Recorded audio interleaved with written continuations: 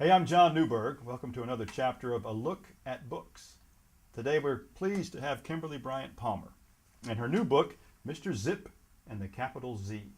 Kimberly, welcome to the show. Thank you. It's a pleasure to be here. Now, tell me a little bit about you. Where are you from? I was born in Panama City, Florida.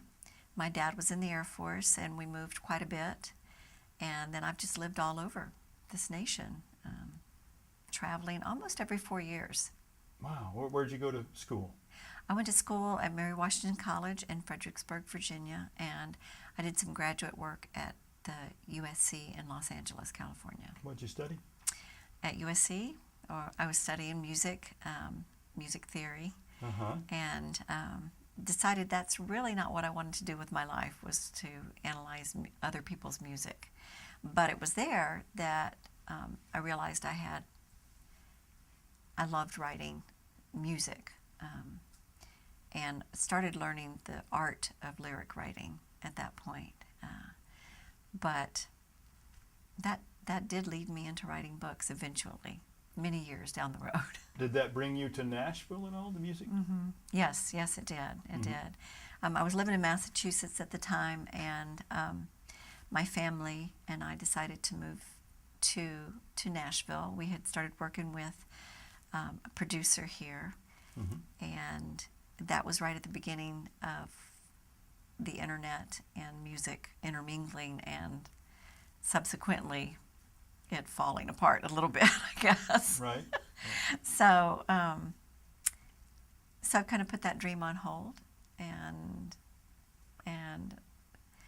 then I met my future husband, and he introduced me to his idea for a book, which is Mr. Zip and the Capital Z, and I started writing.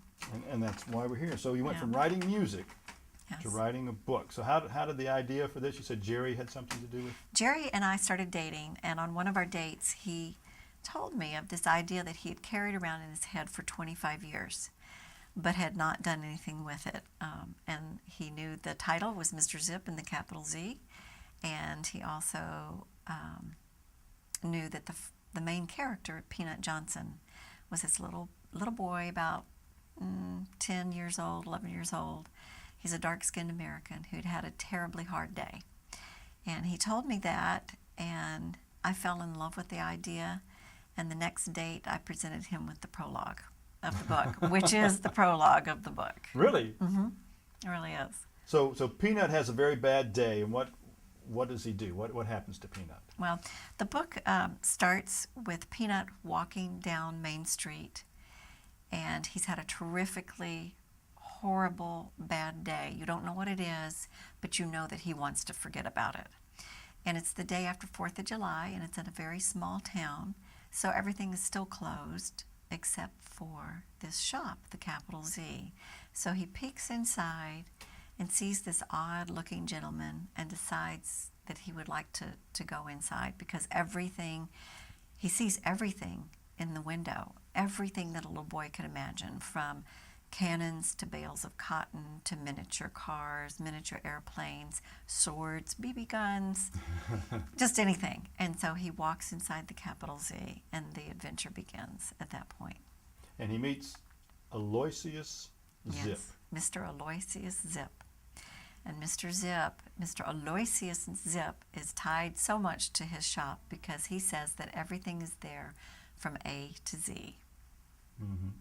And so when he sees things or when he picks up things, some of the things can make him travel to back in history, right? Back in time. Yes. He first walks in the shop, and the first thing that he touches really is this shiny wooden stair rail. And when he touches it, he hears the laughter of children, and he almost sees them in his mind's eye, and he thinks, is this place haunted? Maybe I should leave.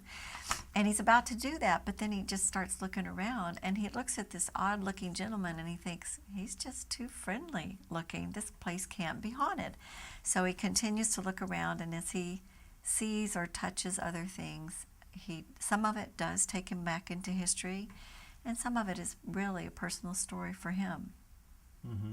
But he's, for instance, he goes and meets George Washington, right, and Andrew Jackson, I think.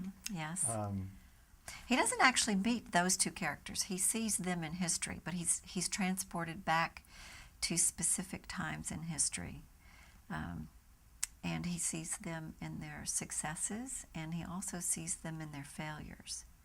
And it's those teachable moments that we all have in our lives that Mr. Zip uses to help Peanut to deal with the horrible day that he had before the 4th of July. So the illustrations are wonderful. I love that 2-page spread of the shop. Who did the illustrations? My husband, Jerry Palmer. Are there some favorites of yours in there? Oh, yes, absolutely. My very favorite is the very first drawing that Jerry did for me.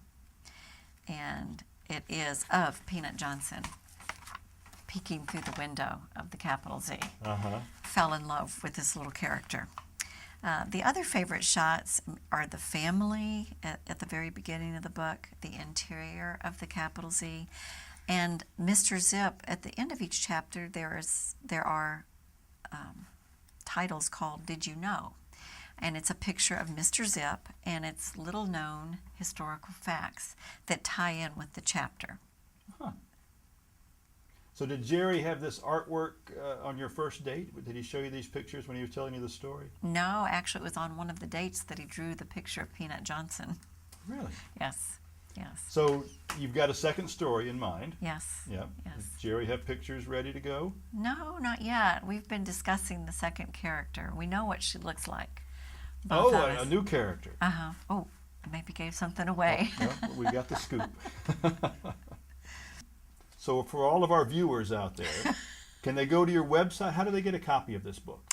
Our website is mrzipbooks.com, and all the information will be available there.